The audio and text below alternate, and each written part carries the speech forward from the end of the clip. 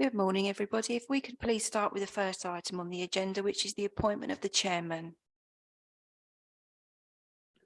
I'd like to nominate Councillor Conley as chairman. Gives me pleasure to second that. Thank you, Councillor Connolly. Do we have any apologies for absence? No apologies, Chair. Good morning and welcome. May I please remind all participants to please use their microphones when speaking, as the meeting is being webcast.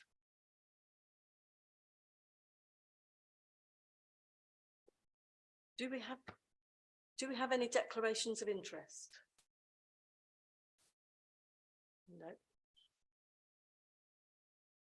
May I please draw your attention to the summary of procedure for this hearing, which can be found at pages 5 to 11 of the agenda pack.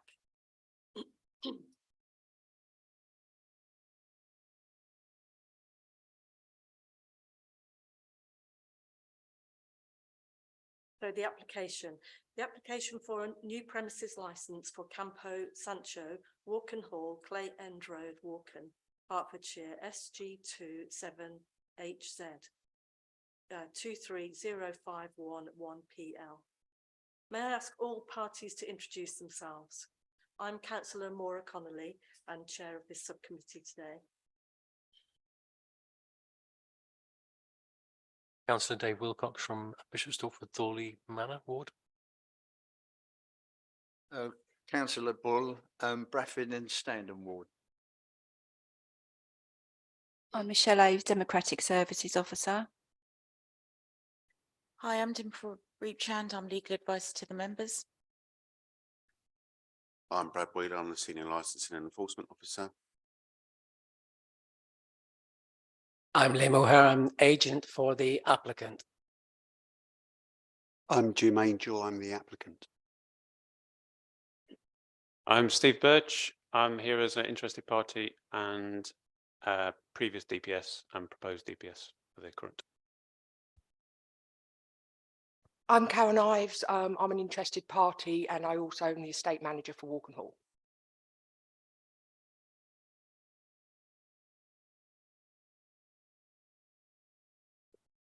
May I ask the Senior Licensing and Enforcement Officer to present his report?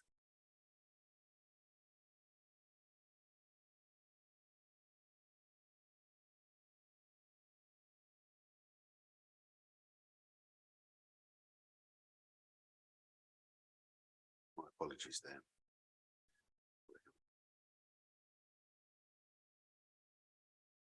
Few little technical issues. I'll be with you as soon as.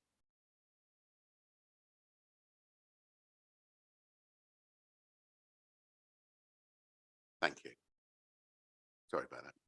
Good morning to you all. Contained in the papers in front of you is the full report outlining an application for a new premise licence under Licensing Act 2003, Section 17. This can be found between pages 17 to 28 of the agenda pack. As you've already seen the report and the accompanying documents, I shall provide a brief summary of the application and the representation received. On the 13th of April 2023, an application for a new premise licence was received from the applicant Campo Sancho Limited in regard to a festival to be held at Walken Hall, Clay End Road, Walken. The application requests that the following licensable activities to be granted. This is plays, films, live music and performance of dance, Friday, Saturday and Sunday between midday and midnight. Live music is to be weather dependent. If the weather forecast is good, live music will be performed outside. If the weather is poor, then it will be performed inside. If the live music is outside, this will stop at 2100. If the live music is indoors, this will finish at midnight. We've then got recorded music.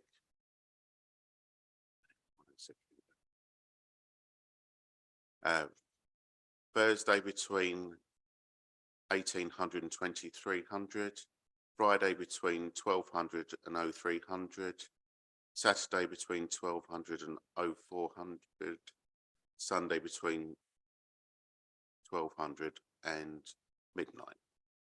Recorded music is described as background, and from 2100 recorded music is proposed to be inside only. They've also requested late night refreshment. This is Friday between 2300 and 0300, Saturday between 2300 and 0400, Sunday between 2300 and midnight. The supply of alcohol for consumption on the premises between Thursday 1800 and 2300, Friday between 10 o'clock and 0300, Saturday between 10 o'clock and 0400 hours, and Sunday between 11 o'clock and 23:50. If the license is granted, they've requested that the purpose is for a musical festival on consecutive days from Thursday to Monday on one occasion per year. The application can be found in Appendix A, which is pages 29 to 55. In regards to steps to promote the licence objectives, the applicant has stated a number of steps. These can be found in Appendix A on page, sorry, my page numbers just gone funny. On page 46.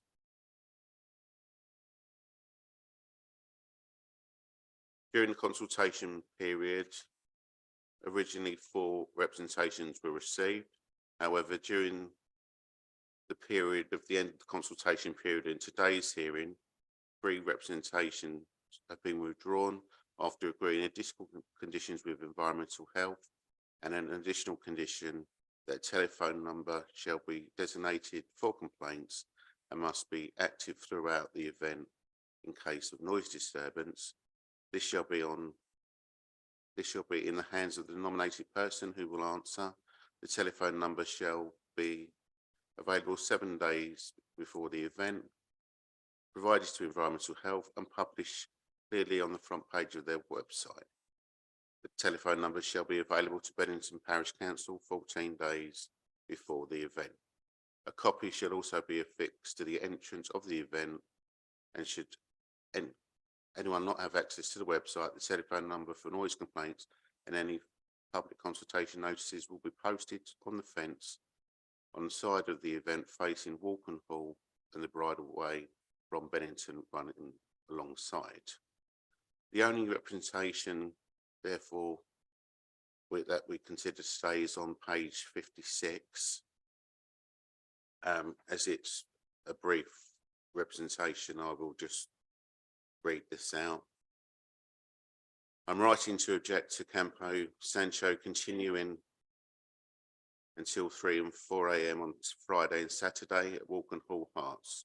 I strongly feel this is unfair for people living locally. We've heard music loudly from our house from Campo Sancho festivals, and this is unacceptable until this time in the morning. I feel this is late enough for the event to continue, and indeed with no other allowed events given permission. I've only seen a notice of the event pinned around the event and not seen it broadly advertised. I hope you will take this complaint seriously and limit the festival to finishing at midnight. You'll see in the report in the officer's comments specifically regarding the notifications. It says in the report that notifications have been done as legally expected. So therefore that part of the representation should be disregarded. The conditions of that were agreed with environmental health and the additional condition was sent to the remaining objector. They have just literally just come back and said, my objection is purely the time that's been applied for to continue to 3 to 4 AM. I feel this is unfair, living locally, and request the licence is granted until midnight and no later.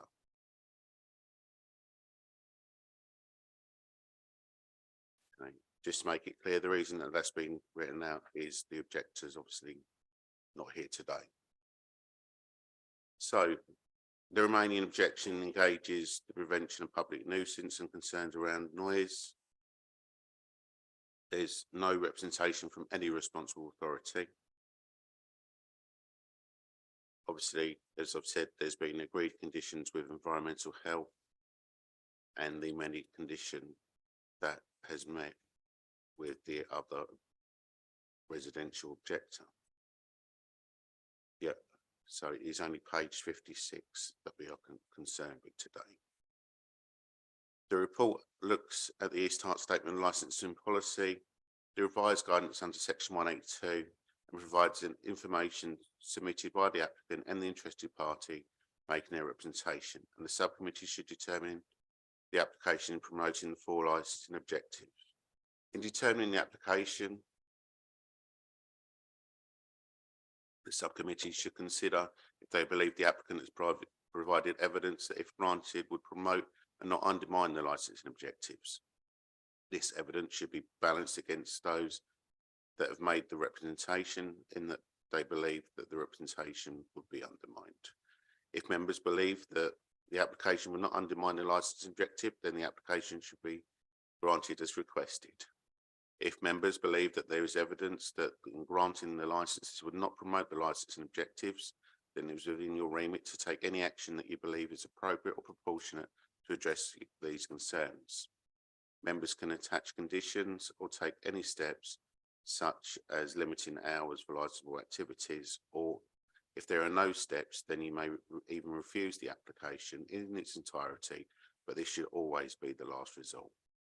The subcommittee's determination should be evidence-based, justified as being appropriate for the promotion of 4 licensing objectives and proportionate in what is intended to be achieved. That completes my report. I thank you for your time. Thank you. Subcommittee members, any questions of our senior licensing and enforcement officer? No, Chair, Madam Chairman, no questions from me at this point. Just one question. Has there been any previous complaints about noise from previous festivals?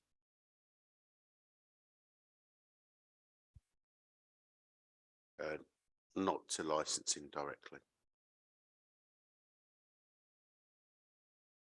And has anybody else got any questions of our senior licensing and enforcement officer? Yes, please. Hello, Brad.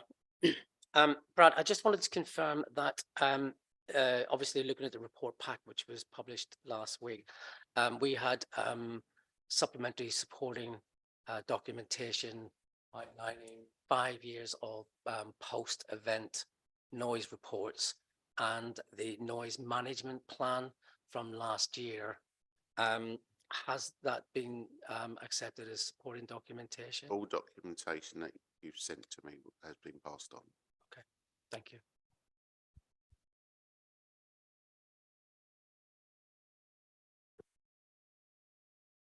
Any other parties, any questions at this point? No. So please would the applicant make their submission? Thank you, Chair, and hello, councillors. I just want to speak very briefly, if I can. We've all been introduced. I would like to say that as well as the 3 representations against, there were 23 representations in favour of the application. And after this pack was done, we worked very, very hard for a period of 7 days. We went up and visited parish council at Walken Hall. We reached agreement. We will be sharing the phone numbers with the parish council rather than just relying on social media. That way it'll permeate through to everyone. And we welcome that number to be circulated in that respect. We thank them for that. We went to Bennington Facebook group to seek out a final chance to see if we could make peace with the objector. The objector claimed that they didn't feel it was fair for the local community, but the local community on the Facebook group and the 23 representations would appear to differ with that opinion. I think what it boiled down to, in our opinion, was that they would like the event to finish at midnight. And we wrote and said that finishing the event at midnight would finish the event. It wouldn't be feasible. We wouldn't sell tickets for it for a start. And were we to sell tickets and it were to be feasible, a whole lot of other problems would occur shutting an event down at midnight. Fact of the matter is, it's in a small area, very compact. We've been running this for 6 or 7 years with little or no complaints. The question today really is, does it support the 4 key licensing objectives? I put it to you that they do. And the reason why, there has been no responsible authority representations left. And that suggests that your experts all agree that this application as it is, the reputation of Jim and his team support the 4 key licensing objectives. They are your experts and that should be given significant weight. We're very proud of that. We engaged with police in advance and accepted a comprehensive suite of conditions designed to address crime, and that's been dealt with. The noise issues, we reached agreement with the EHO. We have accepted the conditions which almost identically mirror what we had in the previous 5-year time-limited premises license. In that 5-year time-limited premises license, we produced reports, post-event reports, every year, which showed that we were monitoring the sound continuously inside and consecutively around 3 nearest noise sensitive areas, which were Walken Hall, the edge of Bennington, and the edge of Bennington, the Walken War Memorial, and Clay End. Clay End. And in the last 2 years of that, we had no audible music, no music noise detectable from any of those 3 areas. So that's very, very positive, and we're very proud of that. Overall, we have parish council support from Walken Hall, which we're very grateful for. The overall general support from Walken and Bennington residents has been very, very heartening, and I'll explain why later. The stakeholder outreach was exhaustive. We got it down to 1 person and we just couldn't reach agreement, which is why you're here and you have a determination to make. I just wanted to say as well that safety advisory group are very, very important in this as well. And that means that every year, 8 weeks before any event, the experts from the town council go through our application with a fine-tooth comb. And it's to make sure that the 4 licensing objectives are observed and that police and council priorities for every year are recognised. Things like welfare and engagement and Ask Angela, these new policies come in from time to time that the council will want us to adopt, and we will. That makes sure that matters of safety, welfaring, crime and disorder, nuisance, protection of children from harm are all sharply focused 8 weeks before each event. The previous events have run really, really well. This is a thoughtful and considered application. If I could take you very quickly back 7 years ago, Jim found Walken Hall, fell in love with it, didn't decide to do a big festival, but decided to do a temporary event notice, which was for a short period of time for a maximum of 499 people. That success led to another application, which was a good event. At that point, Jim decided, him and his partner, Matt, that it would be good to go for a 5-year time-limited premises license with reduced hours and with a capacity increasing in increments of 100 up until a total of 1,250. These events run really well, and we work very, very closely, and we forged very good ties with the responsible authorities. with the safety action group, with the residents, to create something which is being populated largely by local residents now. Looking at 20.1 and 20.5 of the council's own licensing policy, it recognises the positive impact that well-run events such as Campo can have on the local community, both in a holistic way and also in a financial way. And you know, we have a proven track record of doing these events well, and we would ask you to consider those points of your own policy. I'm going to pass you over to Jim now, and he's going to speak very passionately about his event. I'll try and keep a time limit on him. But for me, for now, I ask that this evidence is compelling, that we have got evidence to support the application. We'll come back to me afterwards. Jim, please.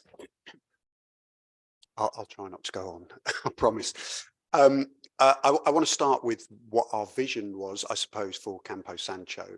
Originally, myself and Matt, who's my partner, who lives in Wales and apologises he can't be here today. The vision was, if you like, a 21st century village fete. I think that's how we saw it. We wanted to provide a safe space for people to come together, to connect, and to celebrate all the good things in life. Our vision was for an open and friendly and sustainable event with an emphasis on quality. And in that terms, we mean the quality of the production, the quality of the food served, the quality of the drinks by our wonderful DPS here, the quality of the site and the entertainment that we provide for young and old people, for all ages, in fact. Specifically, I just want to briefly touch on the noise aspect.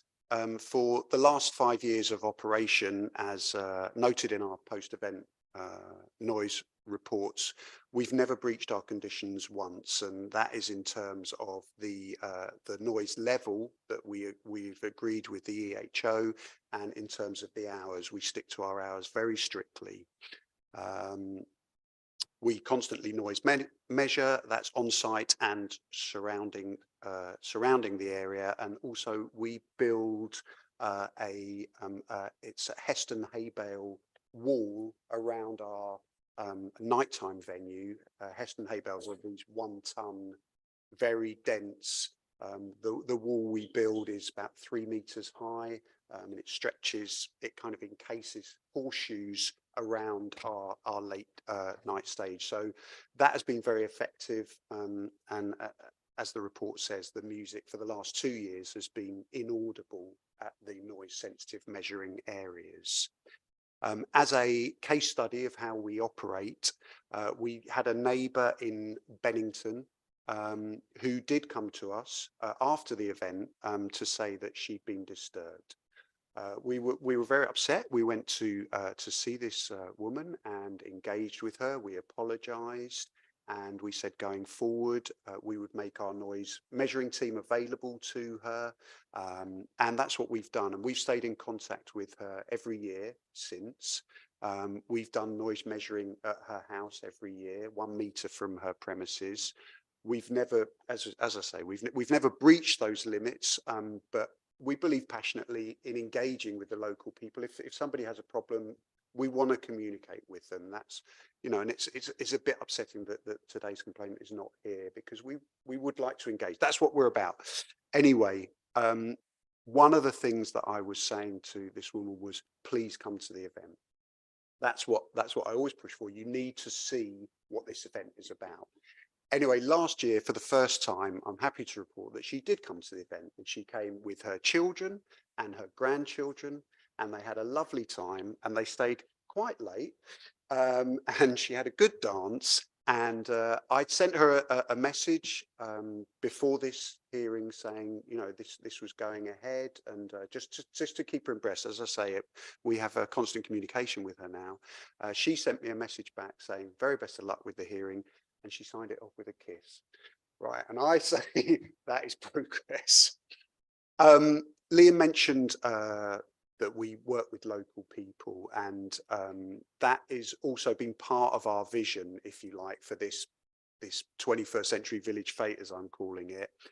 So just to be concrete on that, the local suppliers, these are within a 15-mile radius of the site, our staging company, our lighting company, our sound company, our bar management, Steve is our DPS, the bar staff that Steve provides are all local, the site crew, the power company, the first aid facility, our refuse and recycling, and a lot of our food suppliers also who do the catering.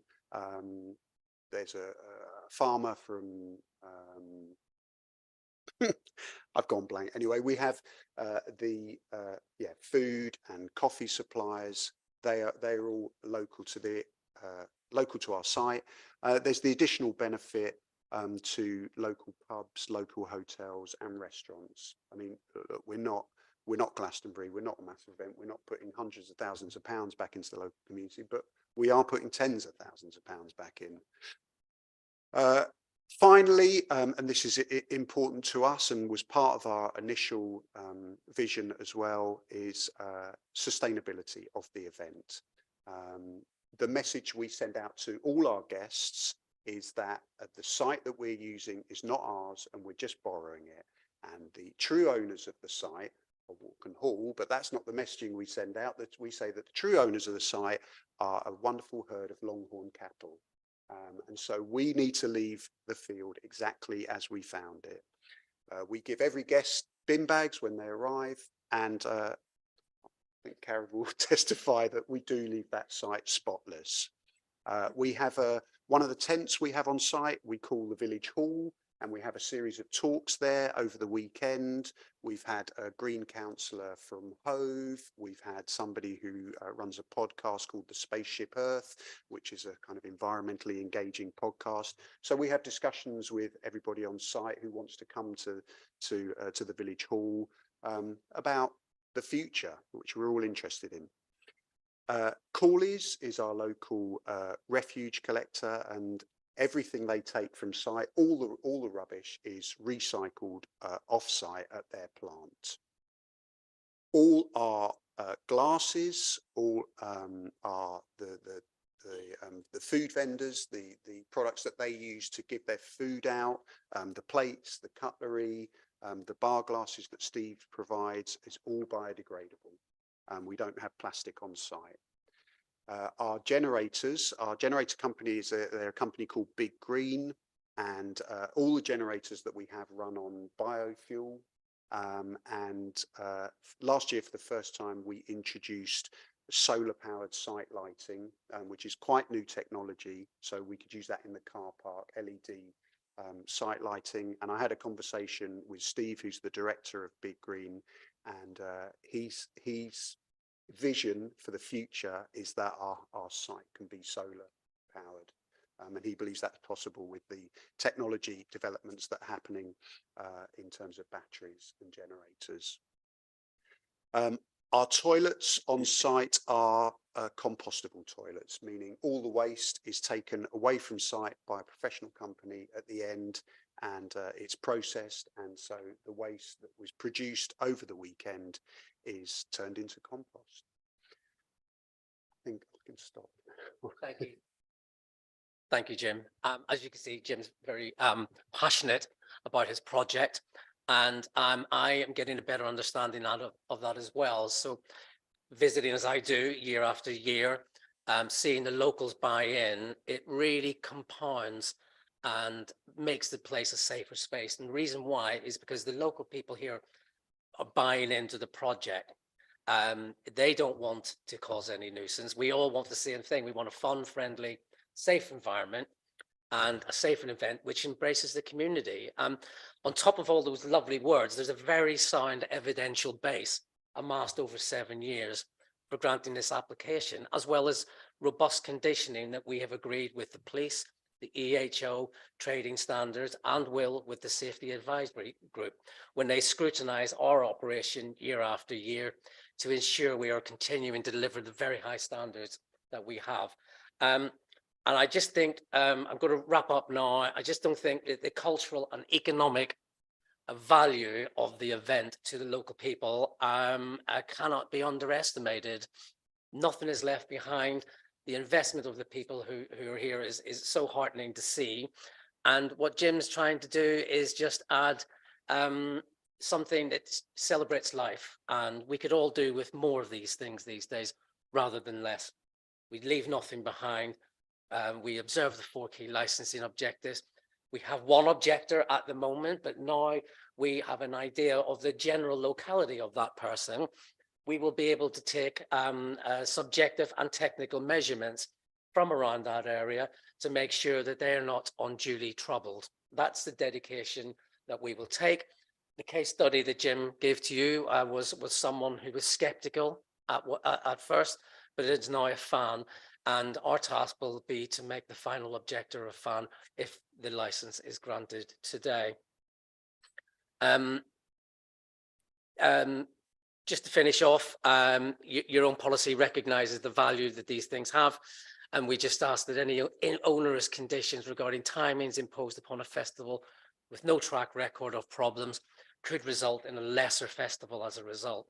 At a time when local uptake and buy-in to this festival is increasing year on year, that would be a great shame. And that concludes myself, just to say that I hope that what you've seen and heard today will allow you to grant the application in its entirety. Thank you very much for your time. Thank you very much. Okay, so at this point, we can ask you some questions. So any questions, subcommittee? Yes, one quick question. It's a ticketed event with public access. What time do you stop selling tickets at the door if someone turned up? Is there? It's 10 p.m. We close the ticket sales at 10 p.m. Thank you.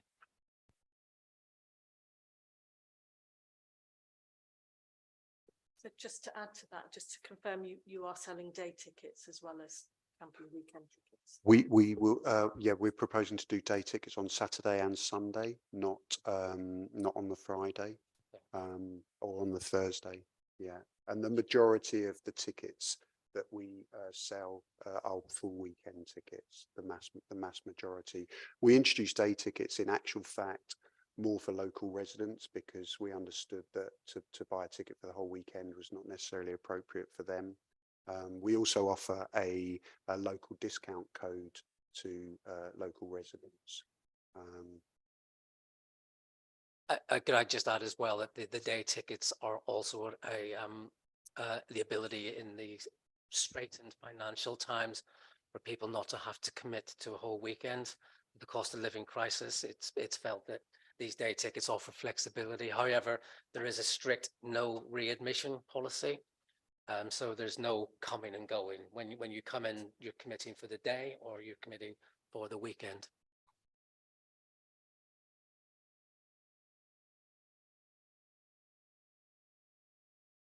Any questions from any other parties?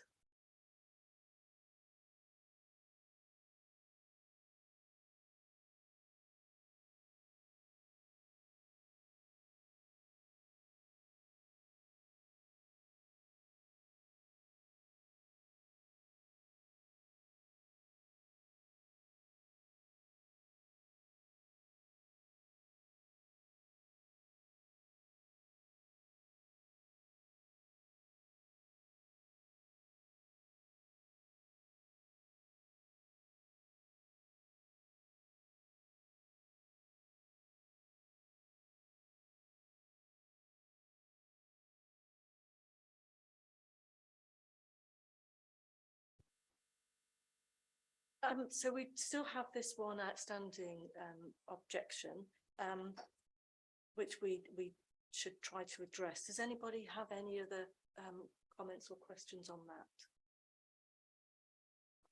Thank you, Chair. We don't. It seems to be an opinion, which is nothing against the festival, but they'd like it to finish at 12. Because they think it affects people living locally. We say that lots of people value the event, and the way that we manage the event and bring the events inside and monitor and manage the noise. And now we understand the location of the complainant. We will strive with lots of effort to make sure that the nuisance that is being alleged can be measured and an appropriate action given to it. And similar to what Jim said about the previous complainant, that is how we go about doing these things. The EHO are satisfied. This is how we deal with it. We have a skeptic that needs to be turned around, and we can demonstrate that by being thoughtful and considered and making sure that at the event, the general locality of the noise complaint is identified and the noise measurements taken to mitigate that sound down. Anybody else?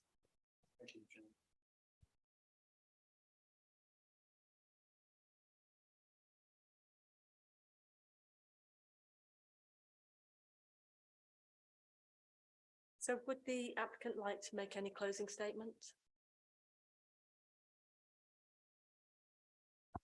No further statement, thank you.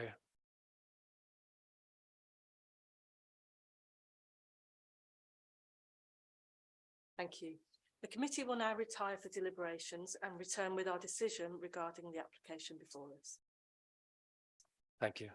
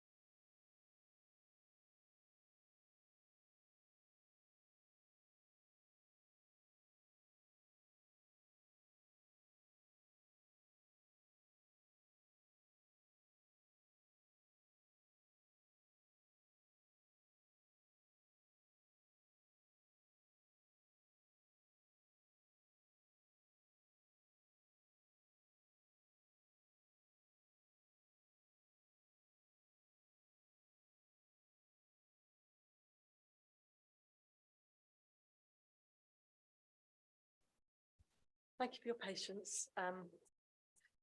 The licensing subcommittee have considered the application for a premises license for Campo Sancho Limited, Walken Hall, Clay End Road, Walken, Hertfordshire, SG278Z 230511PL.